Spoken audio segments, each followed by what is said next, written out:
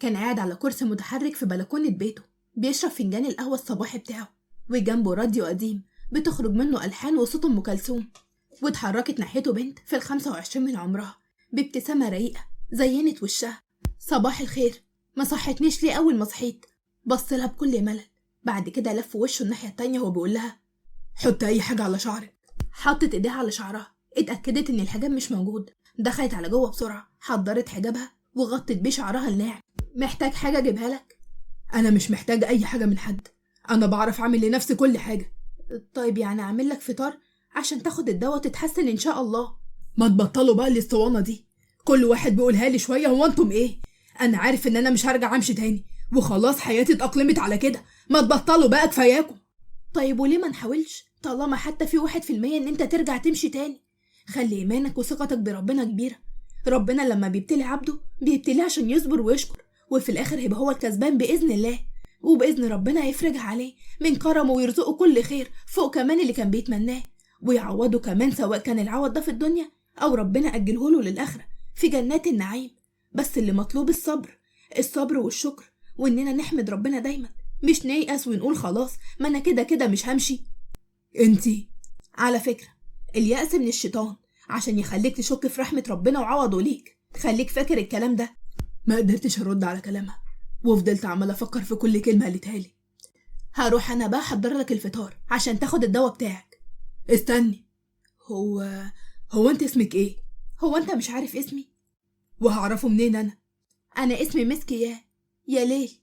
وجريت على المطبخ وسابته غرقان في أفكاره العكس بعض اللي بيحاول بكل جهده إن هو يتخطاها. خلصت تحضير الأكل وحطيته على الترابيزة اللي موجودة قدامه في البلكونة، وحطت عليها فازة فيها ألوان مختلفة من الزرع شكلها جميل ومبهج. افطر بقى عشان الدواء، ويا ريت ما تشربش قهوة على الصبح تاني. يا ريت ما تتدخليش في حياتي، أنا مش عارف انتي بتعملي ايه هنا أصلا. أنا مراتك وده كفاية بقى إن أنا أكون موجودة هنا. أيوة بقى، أنا دلوقتي عاوز أعرف انت ازاي وافقتي تتجوزي واحد زيي؟ أكبروكي صح؟ ولا أبويا بقى زغلل عينيكي بشوية من فلوسه؟ أول ما قال لي كده زعلت أوي. الله يسامحك، على فكرة أنا مش هرد عليك، اتفضل الدواء اهو والأكل كمان اهو عن إذنك. وبعد كده سبته ورحت على الأوضة بتاعتي بكل حزن. سندت ظهر على الكرسي وأنا من جوايا عمالة ألوم نفسي على اللي أنا قلته لها، بس برضه أنا عايزة أعرف إيه اللي يجبرها إن هي تتجوز بشاب زيي. وبعد كده اتحركت بالكرسي بتاعي رحت ناحية الأوضة بتاعتها، خبطت على الباب وكنت مستني إن هي تأذنلي بالدخول. فتحت الباب وقبل حتى ما أتكلم لاحظت عينيها وكأنها كانت عمالة تعيط. اتضايقت واتوترت قوي. أنا آسف بجد، ما أقصدش إن أنا أزعلك. على فكرة بقى أنت شخصية متناقضة. يعني إيه يعني؟ مش فاهم. ضحكت ومسحت عينيا. يعني أنت ضايقتني وما كنتش عاوز حتى تبص في وشي، ودلوقتي جاي عشان تعتذرلي؟ أنا بجد مش فاهماك. أنا غلطان يعني؟ ماشي، استنى خلاص ما تزعلش، بس ممكن على الأقل نبقى أصحاب وتتقبل وجودي هنا. ولو مرتحتش أوعدك إن أنت هتحس براحة وسعادة ما حسيتهاش في حياتك كلها قبل كده. ودي بقى ثقة ولا غرور؟ لا، ده حب. إيه؟ مرة واحدة فقت لنفسي وغيرت الموضوع وقلت له لا ولا حاجة، يلا بقى عشان نفطر وتاخد الدواء بتاعك. يا ستي خلاص حفظت، هفطر وهاخد الدواء، ده أنا لو عيل صغير مش هتعملي معايا كده. مسكت الكرسي بتاعه بقيت بحركه، لو عيل صغير كان سمع الكلام من أول مرة. يا سلام، وانت ايش عرفك بقى؟ دول بيبقوا متعبين قوي على فكرة. وانت عرفت منين؟ كنت طفل شقي بقى على كده. يعني شوية. طيب يا سيدي ما تحكيلي. وأول ما قلت له كده لقيت عينه لمعت وقال لي أحكي لك. حطيت الكرسي بتاعه قدام الترابيزة وأنا قعدت على الكرسي اللي قدامه على طول وقلت له بابتسامة أيوة احكيلي، أنا عاوزة أسمعك، تشاركني كل حاجة في حياتك وما تشيلش هم أي حاجة خالص، على فكرة أنا بعرف أسمع كويس أوي. أول ما قلت له كده ابتسم لي وقال لي طيب اعملي لي سندوتش جبنة وحطي لي فيه جرجير. من عينيا الجوز ومناخير اللوز، احكي لي بقى. رجع راسه لورا وغمض عينه وقال لي اكتر حاجه فاكرها لما امي كانت بتقف في المطبخ تعمل لي الاكل اللي انا بحبه وانا قاعد بعمل الواجب جنبها على الترابيزه الصغيره اللي كانت في المطبخ. كان البيت ساعتها هادي ودافي وريحته كانت حلوه. وبعد كده سكت شويه وبعدين كمل كلامه وقال لي بس بعد ما راحت بقى كل ده ضاع. زعلت قوي علشانه. الساندوتش بص لها وخده منها وبدأ ان هو ياكله بهدوء وصمت. قلبها بقى عمال يتألم قوي للحاله اللي هو فيها. خلص اكله واديت له الدواء بتاعه وبعد كده سابها ودخل الأوضة بتاعته في صمت تام. ومرت الأيام بينهم وهي بتحاول كل يوم تقرب منه أكتر من اللي قبله وتديله أمل في الحياة وتحاول إن هي ترجعه للحياة الطبيعية مرة تانية. كانت قاعدة في الأوضة بتاعتها بتقرا كتاب الله القرآن الكريم. مر جنب أوضتها وكان بابها مفتوح. سمع تلاوتها. أول ما سمع صوتها وهي بتقرأ قلبه حس بأشعريرة وشعور افتقده هو من وقت طويل. دخل الأوضة بتاعتها بكل هدوء ووقف بالكرسي بتاعه قدام سريرها. انتبهت ليه فصدقت وبصت ليه وقالت له: محتاج حاجة؟ رد عليها بنبرة مخنوقة وقال لها: كملي. ايه؟ كملي قراءة. ابتسمت ورجعت بصت في المصحف من تاني وبدأت بالقراءة، ومع كل كلمة كانت بتنطقها كانت بتدخل على قلبه على طول لحد ما دموعه دي بقت عمالة تنزل على خده. غمض عينيه وارتسمت ابتسامة على وشه. خلصت قراءة وبصت ليه لقيته على الحالة دي. قلت قوي عليه وقالت له: انت كويس؟ فتح عينه وبدأ ان هو يمسح دموعه. ايوه انا كويس. بقالك كتير بعيد صح؟ انت عرفت ازاي؟ دموعك اللي نازلة بتدل على كلامي وان قلبك مشتاق قوي ان هو يسمع كلمات ربنا سبحانه وتعالى وان هو اشتياق لقربه ورضاه. نزل راسه وهو محروق منها لان كلامها صح. هو بعد عن ربنا كتير قوي الفترة الأخيرة، أهمل في صلاته وفي دينه ومش عارف ازاي حصل كده. لكن هي بقى قطعت تفكيره وقالت له: لسه في وقت على فكرة. تعرف بقى ان ربنا بيحبك. ازاي؟ لان الله اذا احب عبدا ابتلاه، واللي حصل لك ده ابتلاء عشان يقربك من الله اكتر واكتر. ابتلاء عشان ربنا يغفر لك ذنوبك ويبدلها لك بحسنات. ربنا بيعمل كده مع عباده اللي هو بيحبهم واللي انت واحد منهم ان شاء الله. ربنا وحش صوتك وانت بتدعيه فابتلاك عشان ترفع ايدك ليه من تاني، مش عشان غضبان عليك. لا، زي ما قلنا ان الله اذا احب عبدا ابتلاه فاذا رضى اعطاه الله فوق ما يتمنى اضعافا. انت عرفتي ده كله ازاي؟ انا اخويا طالب في الازهر وكان كل ما ياخد درس بيجي ويعلمهولي، وكان دايما بيبسط لي اي حاجه صعبه ويقول لي: شفتي قد ايه ربنا كريم؟ فعلا. طب انا بقالي كتير قوي بعيد هيقبلك، بس انت روح وصدقني ربنا مش بيرد عبد بيروح له. وكمان ربنا بنفسه قال كده في كتابه ولسه قلقان. بص لي شويه في كل صمت وبعد كده حرك الكرسي بتاعه وخرج من الاوضه. انا ابتسمت وحطيت ايدي على قلبي وقلت بدموع: يا رب إن هذا القلب يحبك ويطلب رضاك، وهذا القلب أحب عبدا لك ويطلب منك الهدى له، فأهديه يا الله وليتذوق لذة قربك فلا يبتعد بعد ذلك أبدا. ومر 3 شهور على وجود مسك جنب ليل. كانت بتهتم بيه وبمواعيد الدواء بتاعته وبتحاول إن هي تخفف عنه، لكن الموضوع كان صعب عليها إن هي تتقنه لأن هو كان بيقعد معاها لكن في الأغلب الوقت كان منعزل في الأوضة بتاعته. قررت هي بقى إن هي تعمل أي حاجة حتى لو بالإكراه. أنا عايزة أقعد لوحدي. قعدت وحطيت رجلي فوق التانية. طب ما تقعد، هو انا كنت ماسكاك؟ وهقعد يعني ازاي يا زكية وانت قاعدة معايا؟ مش مبرر على فكرة، انا قاعدة معاك وانت قاعد لوحدك. خلصانة؟ طب قومي يلا من هنا. مش قايمة. لقيته عمال يتكلم وهو بيحرك الكرسي بتاعه عشان يروح على الأوضة بتاعته. انت طلعتلي منين بس؟ رحت بسرعة مسكت الكرسي بتاعه. هو انت ليه بتهرب؟ اهرب من ايه؟ من كل اللي حواليك. انت فاكر عشان بقيت كده محدش هيحب يكون جنبك مثلا؟ ومين اللي هيحب يكون جنب واحد قاعد زي؟ انت ليه بس شايف الامور بالنظرة دي؟ عشان مش كل الناس هتتقبل الفكرة دي يا مسك، مش كل الناس زيك. طب وانت مالك بكل الناس بقى؟ ما تخليك معايا انا بس على الاقل لحد ما تعمل العملية وترجع زي الاول واحسن كمان. انا مش عايزة انجرح تاني يا مسك. وايه اللي هيجرحك بس؟ طب جرب تحكي لي اللي في قلبك على الاقل يعني عشان خاطر ترتاح. بص ليها وبعد كده حرك الكرسي بتاعه وبعد عنها ودخل للأوضة. هي اتنهدت بكل حزن وقعدت على الكرسي وهي سرحانة بتحاول تلاقي أي حل عشان تخرجه من الحالة اللي هو فيها دي. وعدى اليوم وتاني يوم أول ما صحيت قعدت أنادي على مسك يا مسك، لكن هي ما بتردش عليا. قررت الموضوع تاني وفضلت أنادي عليها بصوت أعلى: مسك يا مسك، انت يا مسك، لكن برضو ما فيش أي فايدة. حاولت إن أنا أقوم وأتعدل على السرير بتاعي، سحبت الكرسي عشان امسك بيه عشان اقعد عليه، وبعدها خرجت من الاوضه وبقيت عماله ادور على مسك. دورت عليها في البيت كله لكن برضه مش لاقيها. اتحركت بالكرسي ورحت على البلكونه قعدت فيها شويه. فضلت قاعد وعماله افكر بيني وبين نفسي يا ترى هتكون راحت فين، لحد ما مره واحده لقيت باب الشقه بيتفتح ودخلت مسك. كانت لسه هتدخل على اوضتها، ناديت لها بكل غضب. ببص عليه لقيته قاعد في البلكونه. يا صباح الخير، انت صحيت امتى؟ كنت فين يا مسك؟ قعدت على الكرسي جنبه وانا بقول له: طب اهدى كده اهدى وانا هقولك انا كنت فين. اهدى ايه وزفت ايه؟ كنت فين بقولك؟ كلمني كويس بعد اذنك. اصل مش ذنبي يعني ان حضرتك قافل الاوضه على نفسك بالمفتاح. يا سلام، وده بقى يخليكي تنزلي من غير اذني؟ امال هقولك ازاي؟ وكمان انا منزلتش اصلا. امال رحت فين؟ ها؟ انا كنت عند الحاجه خديجه اللي قصادنا، كانت عايزاني اساعدها فروحت معاها، ولما خبطت عليك ما صحتش والاوضه كانت مقفوله بالمفتاح. اعمل ايه انا يعني؟ خلاص انت هتصدعيني ليه؟ قومي يلا. يا باي عليك، يا خقتلك واخلص منك. بعد كده سبته ودخلت على المطبخ، وبالليل بقى كنت قاعده وانا بتفرج على التلفزيون وعماله اشرب الكاكاو السخن اللي انا بحبه. برضه مش هتقولي لي وافقتي ليه؟ وافقت على ايه؟ تتجوزيني يا مسك. هو انت ليه عاوز تتعب نفسك وخلاص؟ يا مسك قولي لي بعد اذنك. مش دلوقتي. يعني امتى طيب؟ بعد ما تعمل العمليه. قالت له كده ورجعت تتفرج على التلفزيون من تاني، وهو فضل قاعد يبص على تعابير وشها وانفعالاتها مع الفيلم. اما بقى في اليوم التاني، مش نازل يعني مش نازل؟ قلت هننزل، هنشتري الحاجات مع بعض ومش هكرر كلامي تاني، مفهوم ولا لا؟ وبعد لحظات، ها بتحب انهي طعم بقى؟ معرفش. الجبنه صح؟ يبقى الجبنه. انا ممكن اقول ان انت خطفاني عادي على فكره. هو قال لي كده وبقت كاتمه ضحكتي بالعافيه. هو انت مش خايف على منظرك لما بنت تكون خطفك؟ فتحت بقى عشان ارد عليها لكني ما لقيتش اي رد، فقررت ان انا اسكت احسن.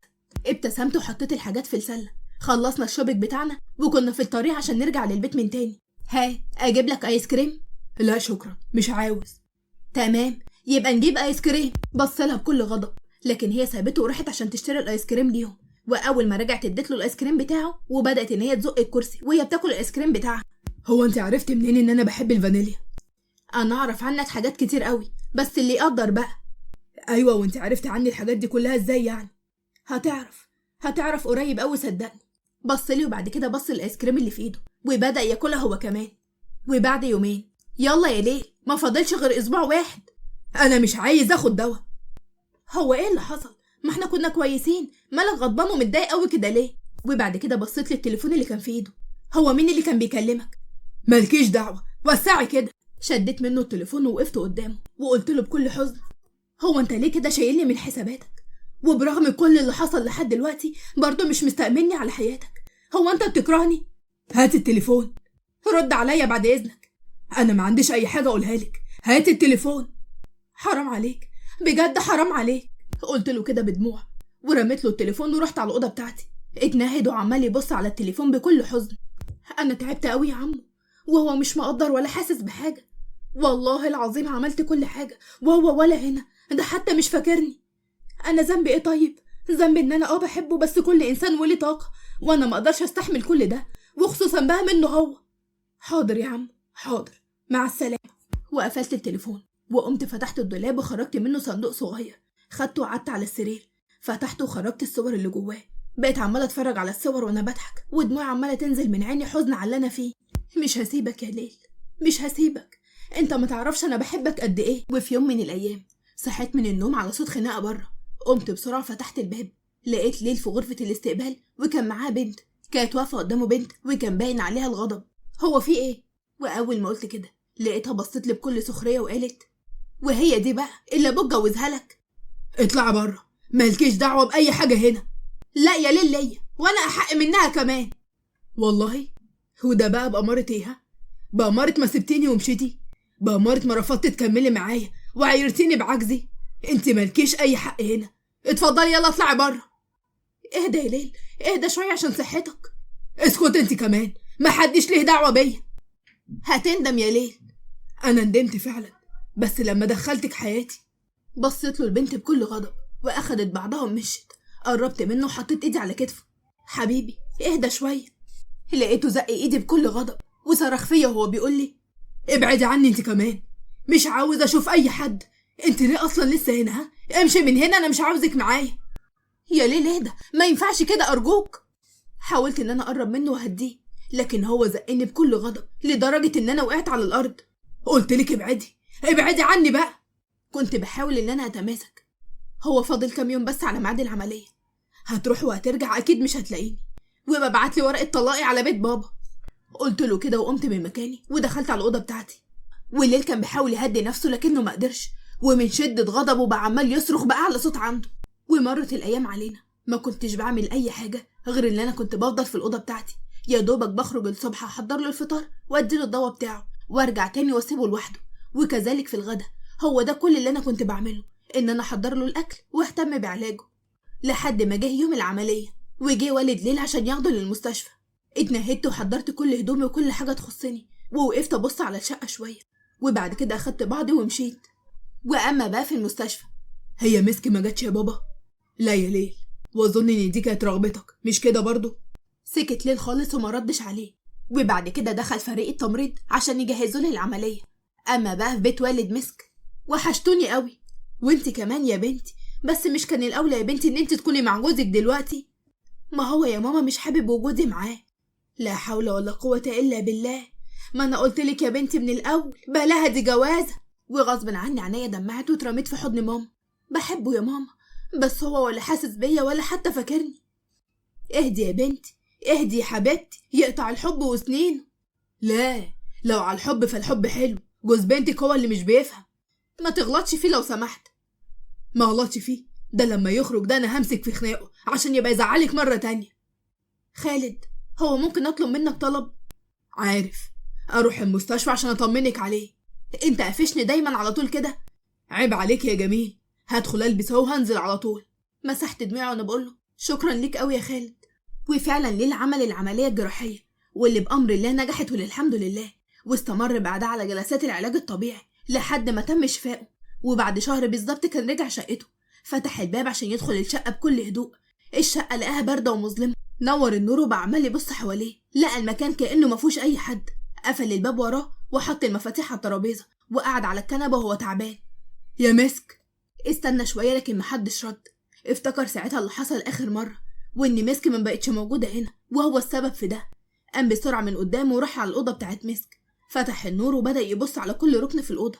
كانت المرتبه خاليه وبارده، ما كانتش كده ومسك موجوده هنا. على الاقل وجودها كان مدي للمكان حياه. فضلت عمال ادور في الاوضه لحد ما لقيت صندوق خشبي كده ولونه ذهبي. اخدته وقعدت على السرير وفتحته. بدات ان انا اشوف الصور اللي فيه. استغربت، معقوله ده انا وانا صغير؟ واتصدمت اكتر. ايه ده؟ معقوله البنت دي مسك؟ بقى معقوله للسبب ده؟ كانت دايما تسالني انا افتكرها ولا لا. انا قد ايه كنت غبي. وفضلت عمال اقلب في الصور لحد ما لقيت ورقه كان مكتوب فيها رساله. فتحتها وبدات اقرا اللي فيها. كانت رساله من مسك. عزيزي الذي لا يتذكرني، كم كنت اتمنى ان تتذكر جارتك مسك التي كانت تصغرك ب3 سنوات. كم تمنيت ان تتذكر لهونا ولعبنا معا، والايام التي قضيتها انت وعائلتك معنا. كم احببت تلك الفتره حقا. تمنيت دائما ان اراك بعدما انتقلت عن حينا الصغير. كنت اكتب الرسائل لك يوميا واحتفظ بها، فلم اعلم عنوانك حتى ارسلها اليك. تمنيت فقط لو تعلم كم احببتك. تمنيت ان تعطيني فرصه ولكن. والرساله انتهت لحد هنا.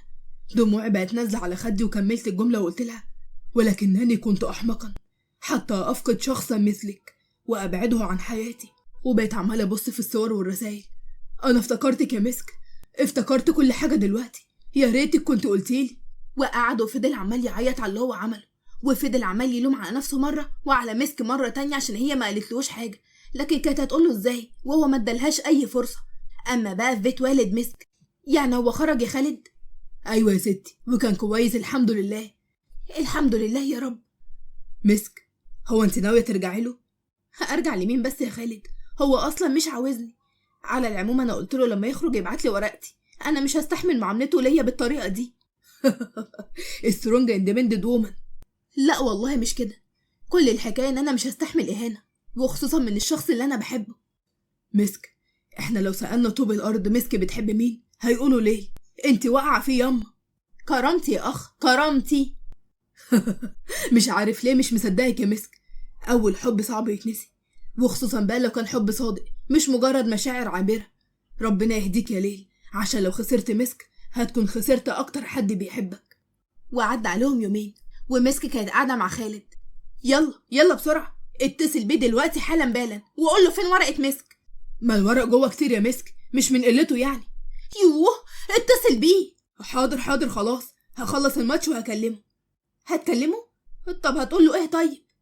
هقول له ازيك عامل ايه. طيب. وبعد كده دخلت الأوضة بتاعتي ورجعت لخالد مرة تانية. ايه هو انت لسه ما اتصلتش بيه؟ رميت دراعي بلاي ستيشن من ايدي وقلت لها: الله يسامحك انت وجوزك يا بعيدة، طالما خايفة عليه قوي كده كلميها وحتى ارجعي بيتك. لا، انا زعلانة منه. يا مثبت العقل والدين يا رب. خلاص انا داخلة اهو. طب والله لو اوريكي انت وهو على اللي انتوا عاملينه فينا ده. ومسك الموبايل واتصل بليل، وليل اول ما التليفون بتاعه مرن مسكه بتعب ورد. الو، ازيك يا خالد؟ ومرة واحدة كانت نفض من مكانه بفزع وهو بيقول مسك؟ مالها مسك؟ حصل لها ايه؟ طيب ماشي انا جاي حالا اهو، يلا سلام. قفل الموبايل واخد المفاتيح بتاعته ونزل جري. وصل تقريبا بعد نص ساعة وطلع الادوار كلها جري لحد ما وصل وقعد يخبط على باب شقتهم بكل هلع. ما تقوم تفتح يا ابني. مش فاضي. مش فاضي ليه ان شاء الله؟ لازمتك ايه انت؟ حاضر يا اللي على الباب بالراحة الله. واول ما فتحت الباب لقت ليل قدامها، ما ادهاش اي فرصة ان هي تتكلم، اخدها بالحضن ومسكي كانت في صدمة من اللي هو بيعمله.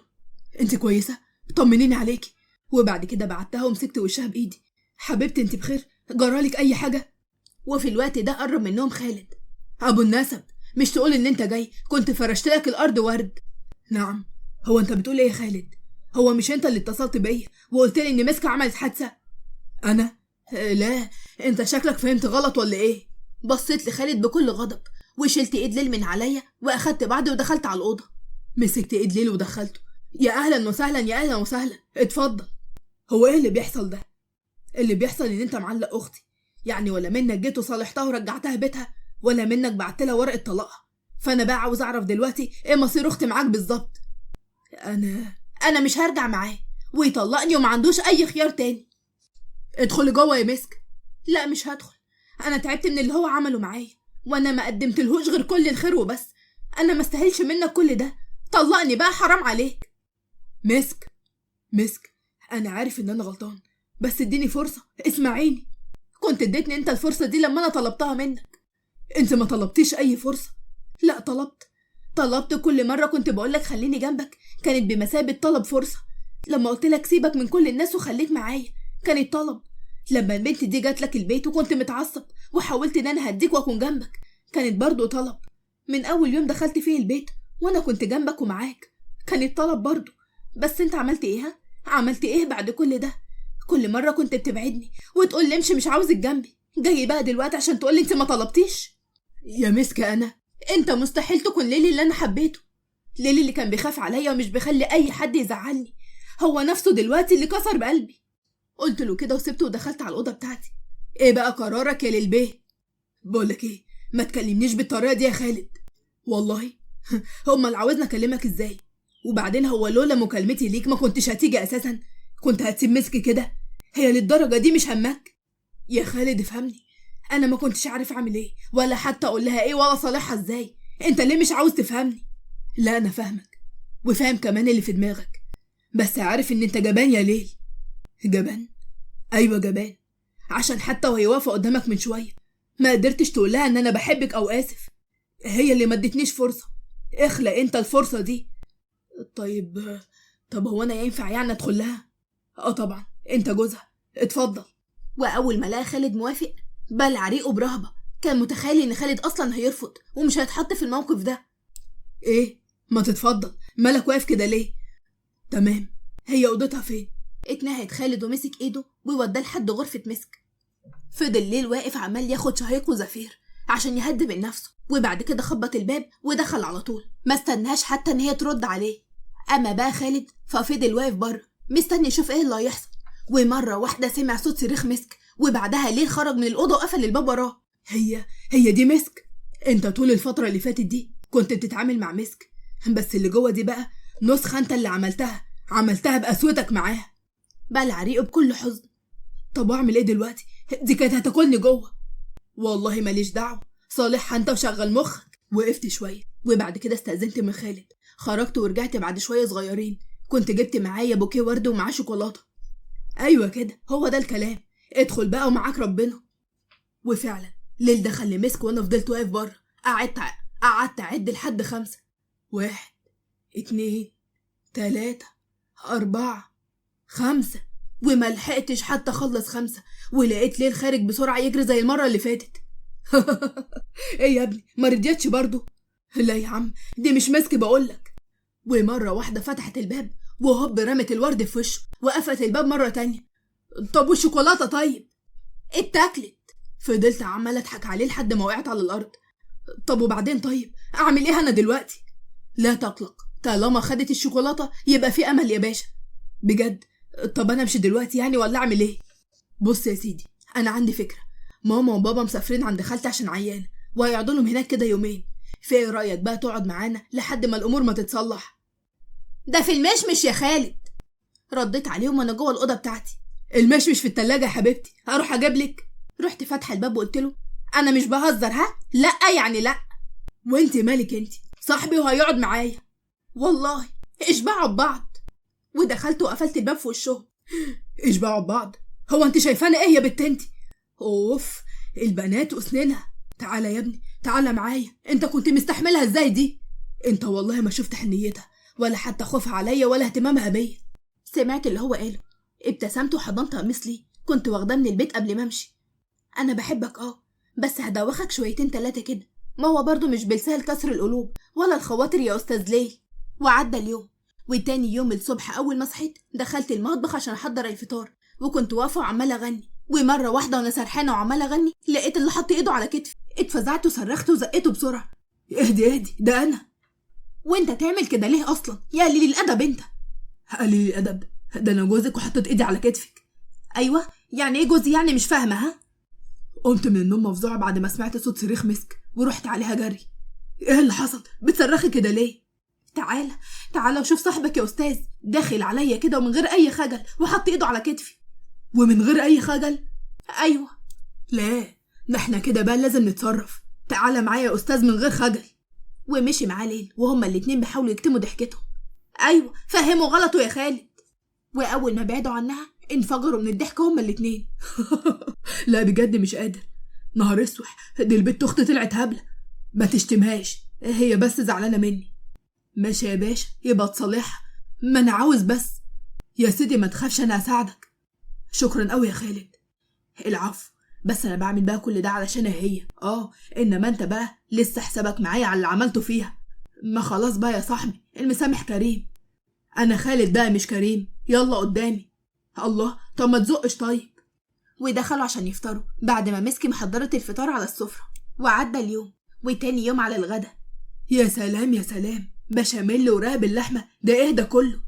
علشان ليل بيحب البشاميل والرقاق. ايوه بقى يا سيدي، ده القلب حن بقى. لا بس هو لسه خارج من المستشفى وبياخد ادوية، فلازم بقى ياكل كويس. والله يعني كده يبقى قلبك محنش؟ بقولك ايه يا خالد، اخرج بره.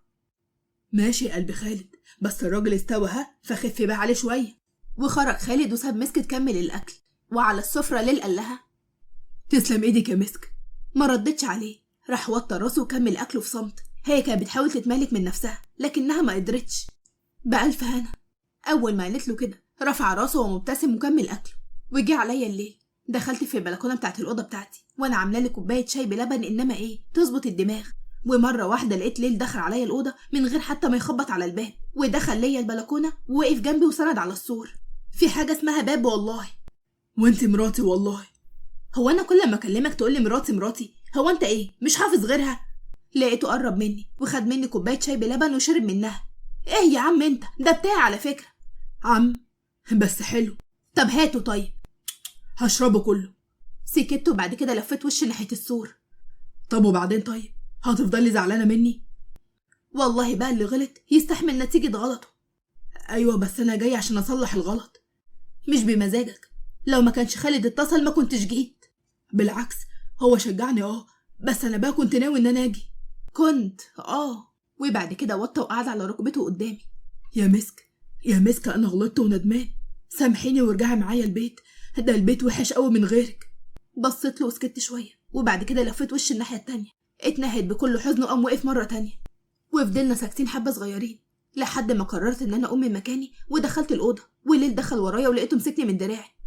مسك ارجوك. هي ليل انا. وملحقتش اكمل كلامي ومره واحده لقيت النور اتقفل والمكان بقى ضلمه قوي حواليا.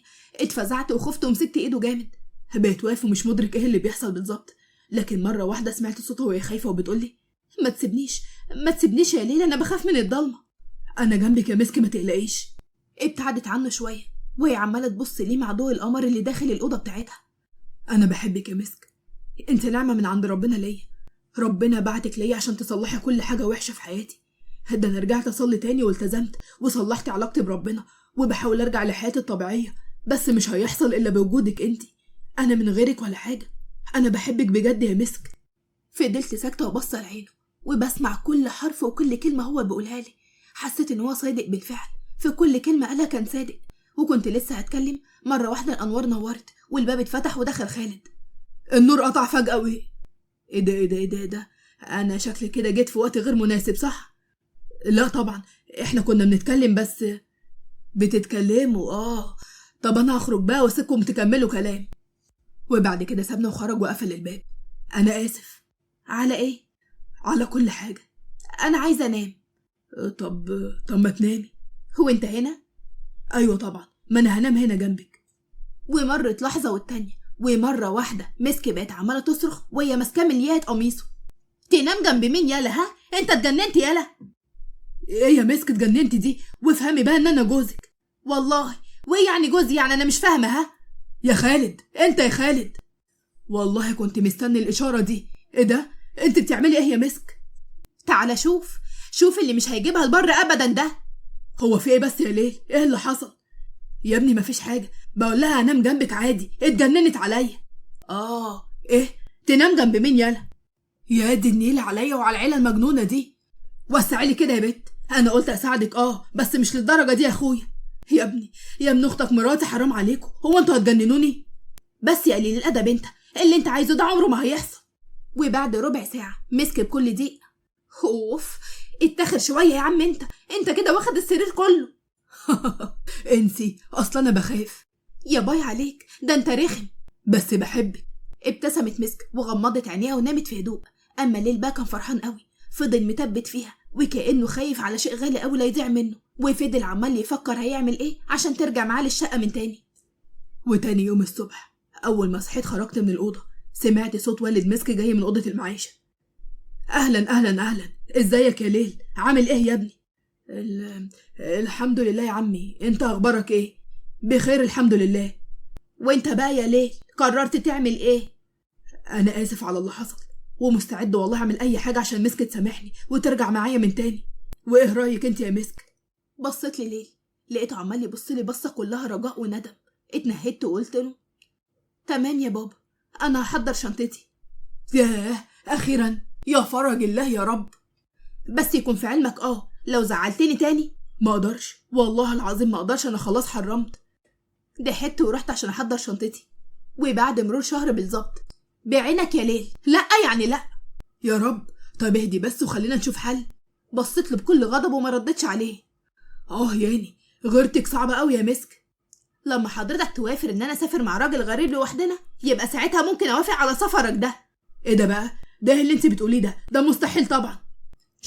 شفت بقى، مفيش فرق بين الراجل والست في الغيرة يا ليل. وده بقى مش قلة ثقة، بالعكس بالنسبة لي ده حب طالما بحدوده مش اوفر. وانت بقى غيرتك دي كلها ومش اوفر؟ لا. طب وبعدين بقى ايه الحل؟ انا هقولك الحل، اسافر معاك بدل ست السكرتيرة دي. والله وانت بقى تفهمي في شغلي. قول عاوزني اعمل لك ايه وانا هعمله على طول. ماشي يا ستي، موافق، وهو نخلص ونعمل شهر عسل. تصدق فكرة برضو، بس هتجيب لي اللي انا عايزاه. ده انت تأمري. الامر لله وحده. وحاجة كمان. ايه تاني؟ تحكي لي حكاية البنت اللي جات لك هنا قبل العملية. حاضر يا مسك، اي حاجة تاني؟ خلاص. طب ممكن بقى ننام عشان انا تعبان؟ ماشي يا سيدي، يلا. وفعلا نمنا. وتاني يوم الصبح اول ما صحيت بدأت احضر الشنط وكل حاجة نحتاجها في السفر. وفي دبي في قاعة اجتماعات احد الشركات الكبرى، كانت واقفة مسك بتشرح المشروع المقترح من شركة ليل ووالده لتنمية التجارة بين مصر ودبي. كل اللي قاعدين سقفوا ليها أول ما خلصت، ومن بينهم ليل اللي زاد إعجابه بيها أكتر وأكتر. وبعد ساعة كانوا قاعدين مع بعض في مطعم. ما كنتش مصدق إن انتي واقفة وبتشرحي المشروع بالمهارة دي كلها يا مسك. عيب عليك يا سيدي، دي أقل حاجة عندي على فكرة. بس لو تقللي غرور شوية هتبقى 10 على 10. ده بقى مش غرور على فكرة، دي ثقة. ثقتك واصلة ل7 سما، خلي بالك. ها؟ وإيه يعني؟ كتير عليا؟ طيب كلي خلينا نمشي. نمشي إيه بس؟ المكان هنا حلو قوي والمنظر كمان جميل، إحنا هنقعد هنا شوية. ماشي يا ستي، وماله؟ اما بقى بالليل في الاوضه بتاعت الفندق كان هما الاتنين قاعدين مع بعض. احكي لي يلا يلا بقى يا ليل، يلا يلا يلا يلا. يا ست طيب، مفسدة اللحظات السعيدة انت. يا عم احكي بقى. طب وسعي طيب، انام على رجلك. اتفضل احكي لي بقى بقولك. وحط راسه على رجليه وغمض عينه. ايه ده يا بابا، هو انت هتنام؟ مش لو كنت جبتيلي جوزين حمام كانوا نفعوني؟ انت بتقول حاجه يا حبيبي؟ لا يا حبيبتي، ما بقولش حاجة. طب يلا وانا هلعب لك في شعرك اهو. بصراحة كده عرض مغري وانا ما اقدرش اقاوم. شفت بقى، يلا احكي. بسم الله. بص بقى يا ستي، زمان وانا صغير. نعم، هو ايه اصله ده؟ انا عايزه اعرف مين دي، مش عايزه تاريخ طفولتك. طيب، البنت دي كانت مراتي. ايه؟ مرات مين؟ مراتي. ده اللي هو ازاي يعني؟ عمي ما قاليش ان انت كنت متجوز. عمك مين؟ تقصدي بابا؟ ايوه. مش عارف، بس افتكرت انك عارفة. على العموم هي كانت بنت صاحب بابا، قابلتها في عشاء عمل مع والدها واعجبت بيها ساعتها واتجوزنا. بقيت عماله اتغلى على شعره بايدي. وبعدين؟ ده انا شعري لو باظ يا مسكه هخنقك. المهم، احنا كنا عايشين عادي لحد ما عملت الحادثه. ما استحملتش وطلبت الطلاق. قالتها لي كده بالحرف الواحد يا مسك. قالت لي مش هعيش مع واحد معاق زيك. كلمتها دي جرحتني قوي، ومع ان الدكتور قال ان ممكن ارجع تاني بعد ما اعمل العمليه، الا انها برضه ما استحملتش. اتخلت عني مع اول امتحان بينا. اتضايقت علشان قوي، بصته من دماغه وقلت له بكل حب هي اللي خسرانه، وكمان لولا اللي حصل ما كنتش هبقى معاك دلوقتي. ودي بقى احلى حاجه حصلت لي في الدنيا. وبعد كده قام مره واحده وقال لي المهم قولي لي بقى، انت نفسك يبقى معاكي ولد ولا بنت؟ ايه ده؟ ولادنا يا حبيبتي. يعني انت مثلا نفسك اول خلفه لينا تبقى ولد ولا بنت؟